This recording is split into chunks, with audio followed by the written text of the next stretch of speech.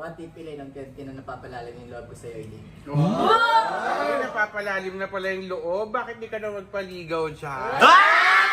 What if feeling mo lang yan kasi mas malalim nararamdaman sa akin ni Elaine? What if mali ka sa kasi unti-unti ko na na-appreciate si Ace? What if sa hindi paramdam ko kay Eileen yung mga bagay na hindi mo naparamdam sa kanya? What if wala naman ako pagkukulang kay Elaine? Marami lang talagang demand si Elaine. Ay, dami mong diwan pala yung ganda. Ganun demanding ako. Hoy, Elaine, bawal mag-react! What if nung naniligaw ka, ayaw talaga akong sagutin?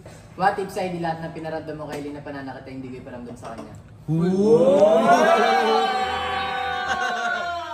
Ace, ba't ganyan yung mga salitaan mo? May gusto ka na siguro kay Elaine. No? Ganun. Ay! Hindi kayong dalawa na, magsama kayo. What if Ace, paramdam ko sa'yo itong kamao ko? Hoy! Open, no? Hoy! Tumigil nga kayo. Sa harap pa talaga Sir Manny, sabihin niya kayo. Hindi na kayo nahiya. What if Elaine, ibigay na kita kay Ace? Ayun naman yung gusto mo eh. What if sa hindi papili na talaga natin si Eileen sa ating dalawa? Ano ba? Ayaw ko nilalayo ni Saidi kasi akala niya may gusto ka sa akin eh. Hindi, Eileen, ganito talaga.